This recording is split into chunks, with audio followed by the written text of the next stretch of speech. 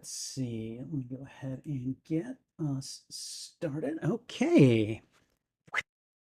Hey, everyone, and welcome to The Webline, a podcast about Spider-Man and his amazing world.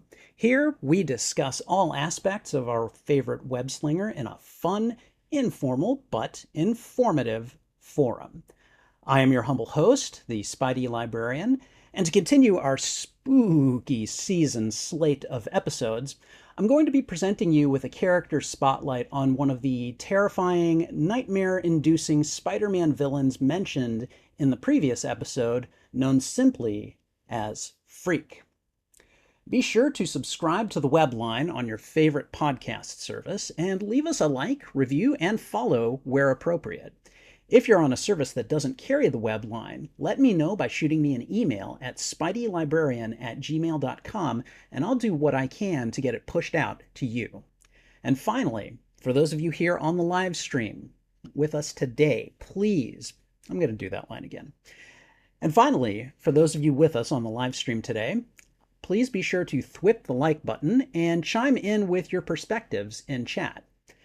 I'd also like to ask you to stick around for the full length of the episode, as I have a special announcement I'd like to make for listeners near the end of the show. But before we do a daring dive into our timely topic, it's time to dish on the latest spiderific developments with our knockout news segment, The Bugle Newsflash. All right, and before I get into the newsflash, I just want to say hello to Vitalik on the chat. He says that he is stopping by to say hi and hit the like button. Much appreciated, and I'll hopefully you'll get to listen to or view this episode at a later time. All right. Okay. So the news of the week has pretty much been dominated by Marvel's Spider-Man 2. I'm going to go ahead and do that line again. So the news of the week has pretty much been dominated by Marvel's Spider-Man 2, and we've got several different items to talk about with regard to the game. There really hasn't been much else, not much that I've seen, but what we've got from the game is pretty interesting. So the marketing blitz has pretty much just continued this week. We keep finding out new things about the games. I think I've got like 4 different news items just on these items.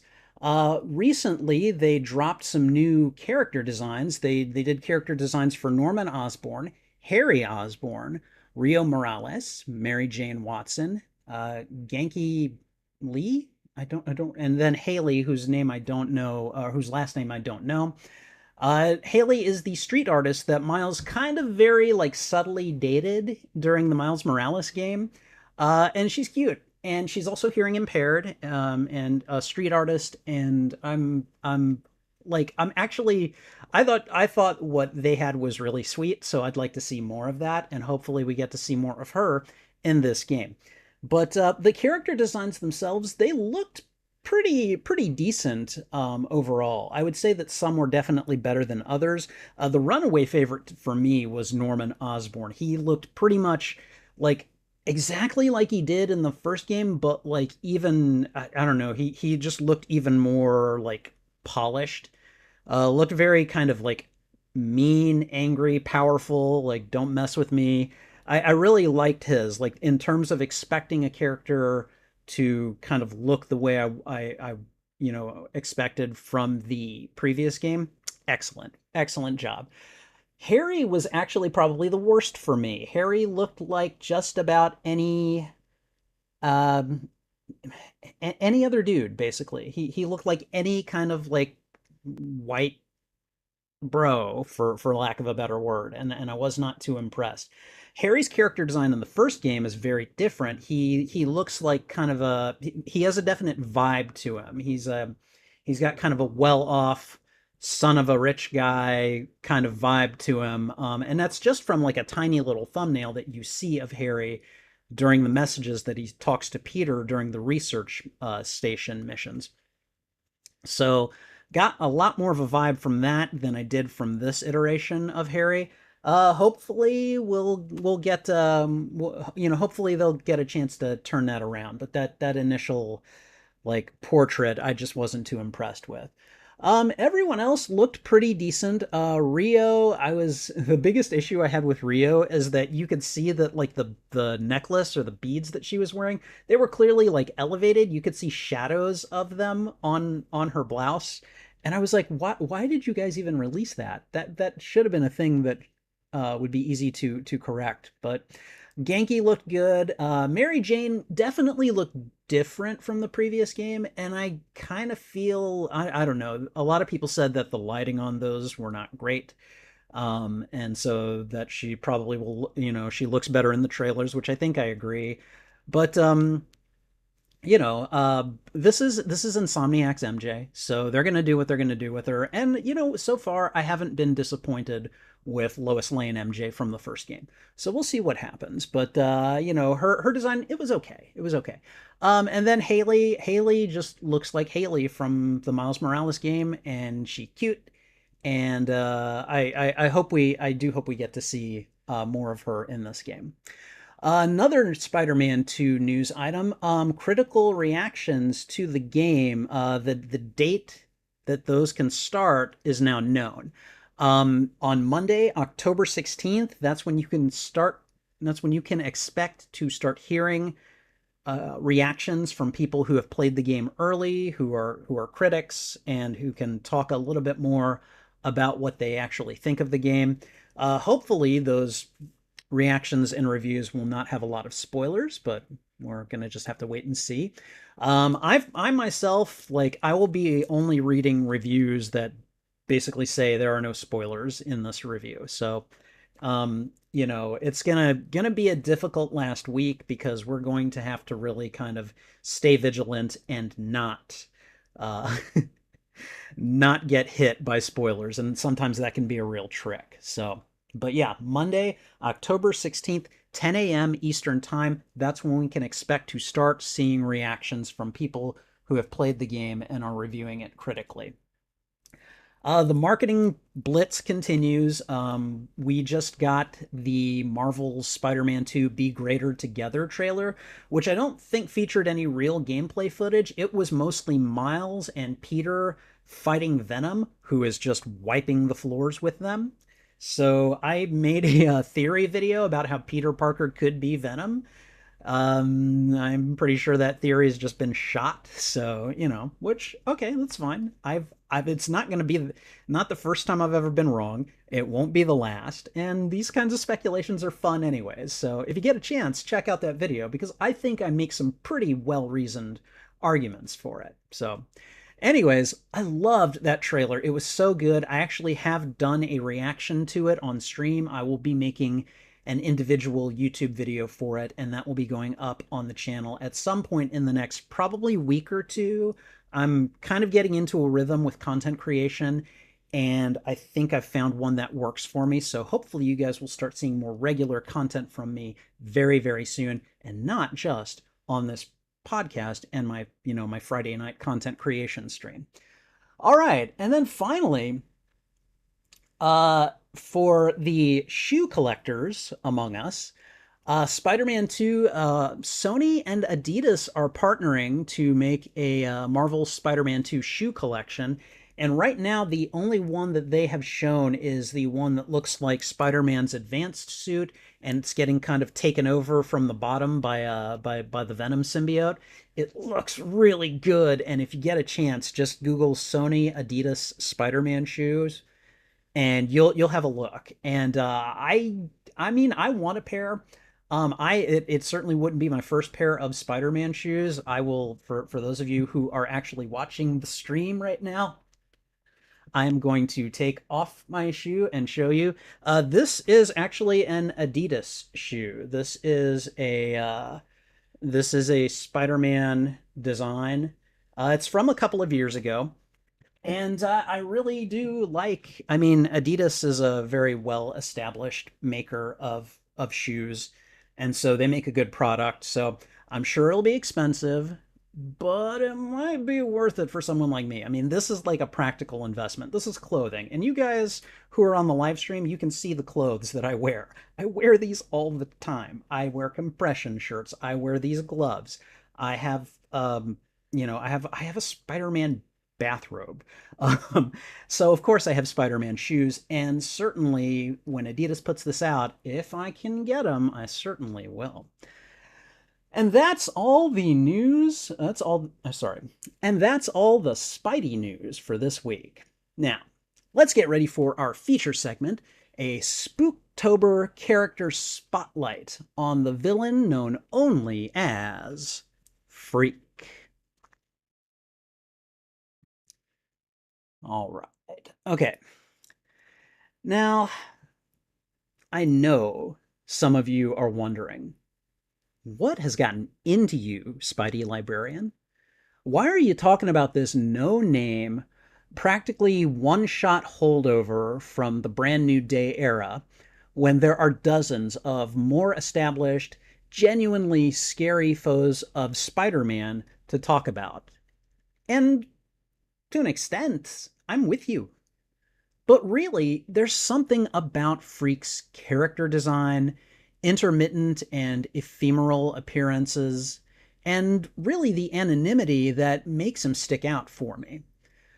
Sure, he's no Carnage or Vermin or Venom or even Swarm or the Sin Eater, but he's been a genuine threat when he's gone up against Spidey, and I find him fascinating because of his abilities, grotesque presentation, and frankly, because he's nowhere to be found. For now. So, settle in for a short, sweet, and somewhat scary spotlight on Freak. So, one of the first things I want to talk about with regard to Freak is his first appearance, because I went over where he first appears recently versus what a lot of people say his first appearance is. Most sources say that his first appearance is an Amazing Spider-Man number. I think it's 546. I think it's like the very first Brand New Day issue, and he may he may actually be in that issue. I did not see him. Form of the he's a drug addict, and he doesn't stay in that form for very long once we start focusing on Freak. Freak's first real appearance is in The Amazing Spider-Man number 552. That is when you see Freak in line at the feast center. He grabs the cash box when he doesn't think anyone's looking, and he runs away. Spider-Man chases him, and essentially, to me, that is his real first appearance. Uh, the drug addict guy that you see is, like, it's probably a cameo in number 546 that I missed. I've done that kind of thing before, and that's fine, but like for me, 552 is his real first appearance. Now, before I go any further, I have an image file of Freak that I would like to go ahead and put up on screen for any of you who are watching the live stream. So if you give me a moment, I'm going to add an image slideshow to this. I'm going to go ahead and make sure that I take this part out of the uh, out of the edited stream. So let me go ahead and just whip it up real quick. I've got the images, but I didn't have time to integrate them into my OBS. I'm just going to call it Freak Show because why not? Okay, and then let me see. I do want an automatic slideshow, and 700 milliseconds. I don't think that's very. Okay, let me go find the folder.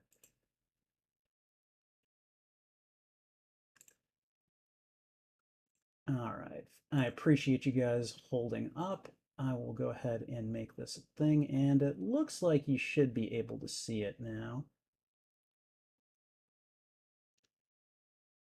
And I think that's going to work. Yeah. Okay. I'm going to go ahead and move smaller, but the villain known as Freak. And I think this one is probably the one that I should scale. There we go, and we'll see what happens. Okay. All right. Okay, as I move slightly over. All right. Freak first appeared in The Amazing Spider-Man number 552, to me at least, in 2008, the creation of writer Dan Slott and artist Marcos Martin. He was once a homeless man, an active drug addict whose desire for the next fix landed him in a lab owned by Curt Connors when Spider-Man was chasing him after he stole money from Feast. He injects himself with animal stem cell fluids, believing that they were crystal meth, and that triggered a horrifying transformation. He entered a chrysalis state, and when he emerged, he was essentially a skinless monster. And if you look at some of the pictures that are on the slide for my live stream viewers, these are some of these. I mean, he didn't have many appearances, so these are some of his first appearances. And you'll also get a look briefly at him when before he triggered his transformations. He was shot by the police shortly after this appearance, and he fell into a hole that led to the sewer and entered another chrysalis by the time he hit the bottom. When he emerged this time, he was now bulletproof, having been killed by a policeman's bullet, and had spawned an exoskeleton and still looked grotesque. That is pretty much the one constant for Freak. He always looks grotesque. He also developed enhanced senses and was able to track Spider-Man by scent. After goading him into another fight, Freak smells a nearby meth lab and seeks it out to get high. He kills the meth makers, and Spider-Man follows him in time to see him trying to get high amongst the carnage. As they fight again, the building is set ablaze, and Freak gets consumed by the fire. Again, he enters a chrysalis, and by this point, Spider-Man has contacted Curt Connors, who is able to piece together what Freak is by explaining what had happened. A blizzard delays Freak's emergence from the chrysalis, and Spider-Man and Connors come up with a way to put him in stasis during his chrysalis phases. I'm going to go ahead again. A blizzard delays Freak's emergence from the chrysalis, and Spider-Man and Connors come up with a way to put him in stasis during his chrysalis phases. When he emerges this time, he's bigger, vaguely ape-like in appearance, and is dead set on killing Spidey, who he blames for his current condition. They fight, and Peter is uncertain what he'll do next to defeat him.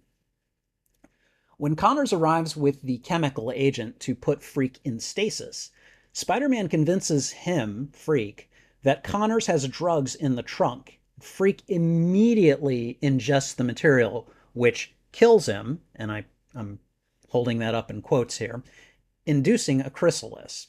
They pour more of this quicklime on it, and it keeps the chrysalis static and unable to reconstitute Freak. The scientists cart him off, and eventually it is revealed that they are Oscorp employees in disguise. From this point on, there's no truly meaningful stories involving Freak. The closest I can think of is that Oscorp has essentially been injecting Freak with various diseases and using him to cure them. They've even injected him, I think, with the anti-venom symbiote to see if they could synthesize a cure for that. And I'm not sure what has gone on since then, but in terms of Freak actually appearing, he gets cameos in a couple of stories, like I think Origin of the Species, which is a story I hope to cover someday. But nothing really meaningful in terms of him being a personal threat to Spider-Man. So I'd like to talk about Freak's appearance, his personality, and his powers here. Freak's appearance is grotesque, with his skin and muscles exposed due to the chemicals that he ingested. He sometimes wears a mask to cover his face and a trench coat to cover his body, but with each chrysalis, his powers increase and his appearance changes, often to something even more hideous as a result. One distinctive feature that he had before becoming a monstrous villain was a genetic mutation that gave him one brown eye and one blue eye. And if you take a look at the pictures that come up of Freak before he became a monster, you'll see that he has differently colored eyes. He's what is it? What is it called? Heterochromatic, I think. From the get-go, Freak is not established to have much of a personality outside of selfish, uncaring, and desiring only to get high. He is a deranged and dangerous individual who doesn't care about anyone but himself, and he is obsessed with killing Spider-Man. He blames Spider-Man for what happened to him, and essentially that is the reason he sets out to kill him. Freak's powers include an adaptive mutation that keeps him from dying and gives him immunity to the last thing that quote-unquote killed him, superhuman strength and agility, and an enhanced sense of smell. He's bulletproof, he's immune to fire and burn damage, and has been shown to adapt a range of powers and abilities as needed, such as wall crawling. He can track his targets by their scent, which makes him a formidable opponent for Spider-Man. Behind the scenes and impact. Freak was one of a number of new adversaries introduced during the Brand New Day saga, which saw Peter which saw Peter's life reset and his marriage to Mary Jane erased after the events of One More Day. After a handful of appearances, Freak was more or less put on a bus and relegated to small appearances of little significance. At the time of his appearances in the comic books, he was described as an analog to Doomsday, a Superman villain with the ability to adapt and mutate. Unfortunately, Freak had little personality outside of a general contempt for other people and a never-ending desire to get high, and readers did not seem to particularly care for him one way or the other. As a result, Freak has not had a significant impact on Spider-Man's personal life, but he has appeared in several story arcs including New Ways to Die and The Gauntlet. Freak's impact on the comic book as a whole is minimal, but he is, to me at least, an interesting villain who adds diversity to Spider-Man's rogues gallery.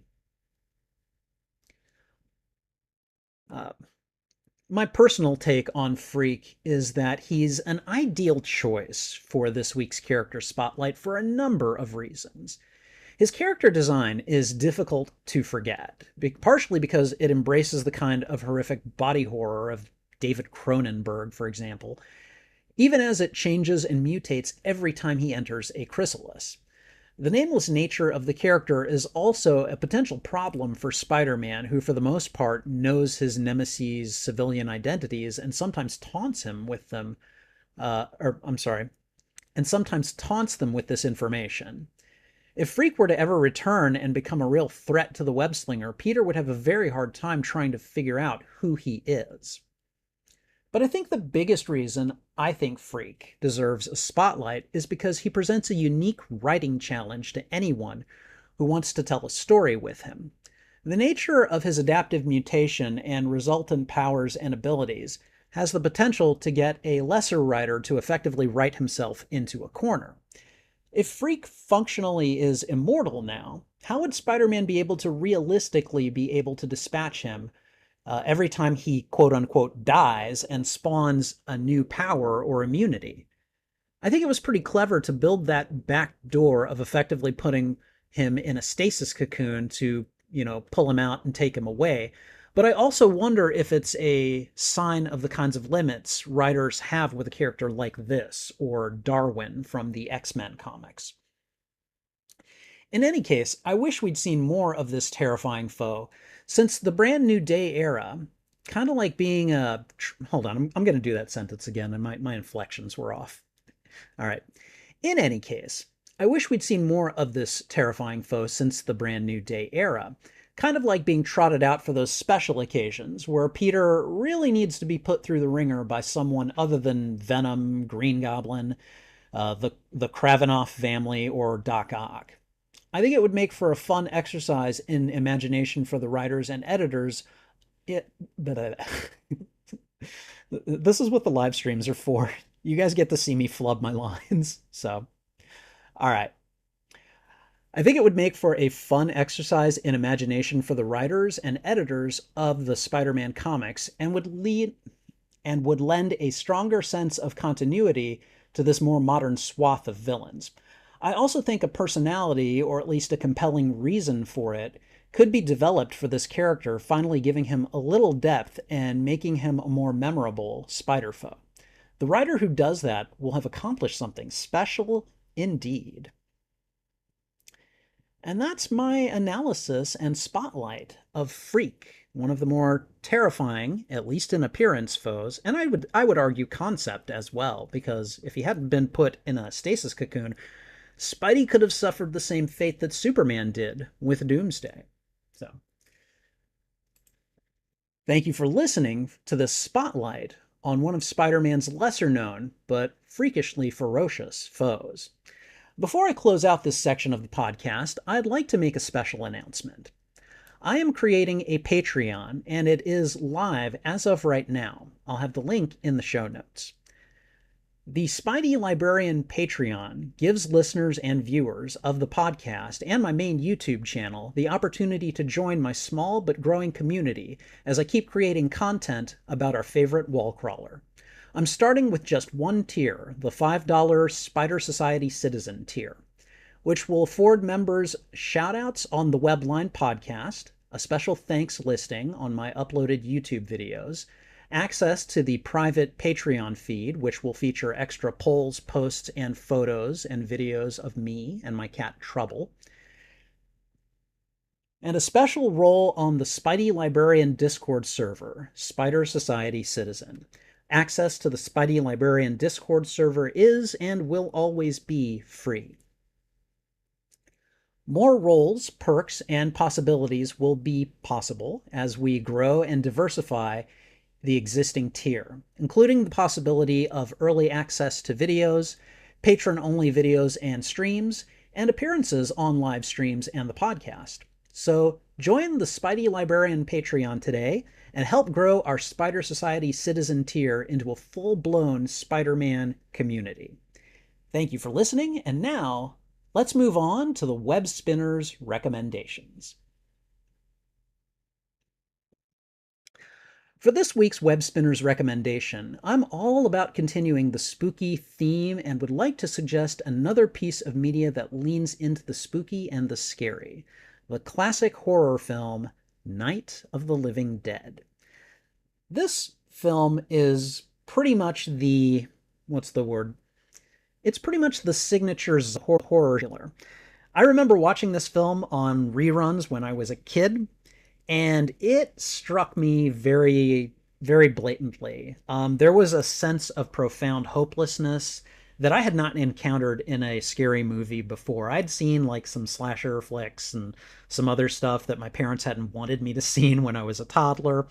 And you know, like those were fine. I probably got nightmares as a kid, you know, but you know, I went on to read scary stories to tell in the dark and loved it. It's all good. It's all good. But Night of the Living Dead was something special. Night of the Living Dead really kind of drove home the idea of a crisis that you just may not be able to survive. There were people trapped in the house working with each other that didn't necessarily like each other, and that caused teamwork to be an issue. It was an excellent horror film, and the zombies in the film, they're never called zombies, they're called ghouls, essentially. And that's what George Romero imagined them as. Up until Night of the Living Dead, the word zombie effectively had a different meaning. It was essentially a it was like it originated, I think, in Haitian voodoo culture, and it was like an enslaved kind of, maybe it was, I don't know. I don't know if it was a dead person who was resurrected specifically to be enslaved by the person that rose it, or if it was someone near death and they were just robbed of all like will and individuality, and was effectively just a vessel for to be controlled by someone else. When Night of the Living Dead came along, those ghouls basically became the definition of the word zombies, and that has influenced the use of the word in not only horror films, but just horror culture in general ever since. And so that was something that I didn't know until fairly recently. And again, that's a movie that really it scared me in a way that a lot of movies hadn't up until then. It really instilled a sense of hopelessness and dread that I hadn't felt up to that point. And let me tell you guys, I was hooked. I wanted more stories like that because it really made me feel differently and really loved it. So, highly recommend Night of the Living Dead if you have not seen it. If you claim to be a fan of horror movies, Night of the Living Dead is a must see. So, if you haven't seen it, go watch it. And even if you have, go treat yourself to it again. It's a good one. And I believe. And I believe that brings us close to the end of the show. If you enjoyed this episode of The Webline, please be sure to like and subscribe to the podcast on my YouTube channel, simply named Spidey Librarian, where I also maintain a playlist of all podcast episodes. The Webline is also available on audio services, so when you see us on Spotify, Stitcher, Apple Podcasts, or another such service, please leave a review, rating, and where possible, follow us as well. You can find me on my socials under the name Spidey Librarian on Threads, Twitter/X, Instagram, Facebook, WordPress, Twitch, and now Patreon. Finally, if you'd like to shoot me an email, you can contact me at spideylibrarian@gmail.com, where I'll be happy to hear your thoughts, rants, and ideas. You never know. Your email might be featured in an upcoming episode. Next week's episode of The Webline will be delayed as I'm heading off to New York City for New York Comic Con. When I return, I'll be doing a review of the 2007 film Spider-Man 3, which introduced another terrifying foe of Spidey's to the big screen, Venom. What do I think of this final chapter of the Raimi trilogy, and why do so many viewers disagree with me about it? You'll have to You'll have to tune in sometime shortly after October 15th to find out. Thank you for listening, and until the next episode, I'll be wishing you a good day. Bye.